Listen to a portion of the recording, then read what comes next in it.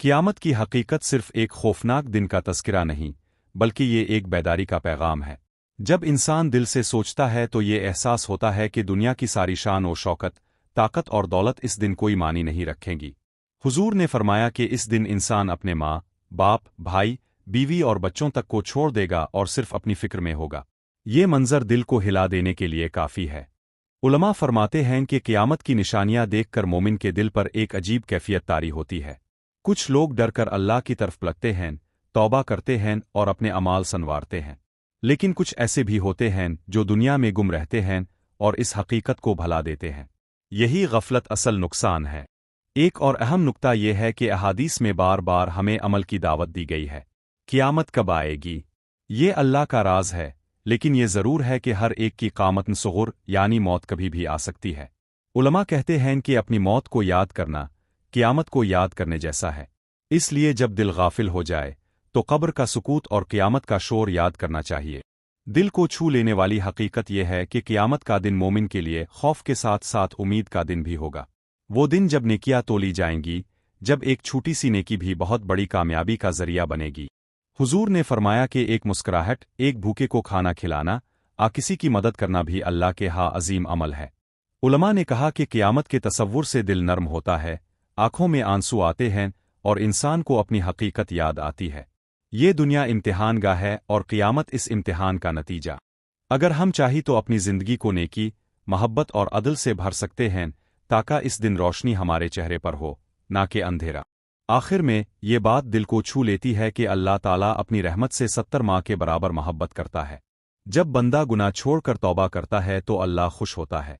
قیامت کا خوف ہمیں مایوس کرنے کے لیے نہیں، بلکہ اللہ کی رحمت کی تلاش میں آگے بڑھانے کے لیے ہے۔ لہٰذا دل سے دعا کرے، اے اللہ، ہمیں قیامت کے دن ان لوگوں میں شامل کر جو تیری رحمت کے سائے میں ہوں۔ قیامت کا ذکر انسان کے دل کو جھنجھوڑ کر رکھ دیتا ہے۔ قرآن پاک نے اسے یوم الحسر کہا اور نبی اکرم نے بارہا اپنی امت کو اس دن کی تیاری کی نصیحت کی۔ یہ وہ دن ہے جب زمین لرزے گی، آسمان پھٹ جائے گا اور پہاڑ روئی کی طرح اڑیں گے۔ اس دن ہر انسان اپنے اعمال کے ساتھ اللہ کے حضور کھڑا ہوگا۔ احادیث میں قیامت کی 2 اقسام کی نشانیاں بیان ہوئی ہیں۔ چھوٹی نشانیاں جیسے وقت کی تیزی، دین سے غفلت، بے حیائی کا پھیل جانا، رشتوں کی بے قدری اور علم کا اٹھ جانا۔ یہ سب چیزیں آج ہماری زندگی میں نظر آتی ہیں اور بتاتی ہیں کہ ہم آخری وقت کے قریب ہیں۔ بڑی نشانیاں زیادہ خوفناک اور عجیب ہیں۔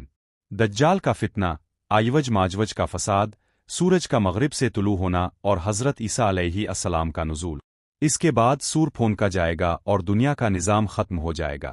ہر شخص اپنے اعمال کے ساتھ اللہ کی عدالت میں پیش ہوگا، لیکن ساتھ ہی یہ دن رحمت اور امید کا دن بھی ہے۔ حضور نے فرمایا کہ کچھ لوگ ایسے ہوں گے جنہیں اللہ اپنے عرش کے سائے میں جگا دے گا، جیسے وہ لوگ جو عدل کرتے تھے، مسکینوں کی مدد کرتے تھے اور اللہ کے خوف سے زندگی گزارتے تھے۔ یہ ہمیں دعوت دیتا ہے کہ ہم نیکی کریں اور اپنے دل کو اللہ کی یاد سے زندہ رکھیں۔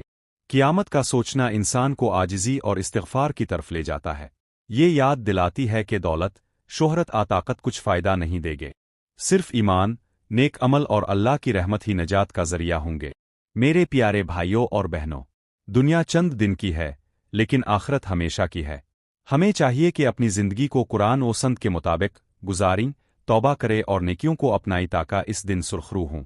اگر یہ پیغام آپ کے دل کو چھو گیا ہے تو اسے دوسروں تک پہنچائیں اور چینل کو سبسکرائب کریں تاکہ مزید ایسے نصیحت بھرے پیغامات اب تک پہنچ سکے۔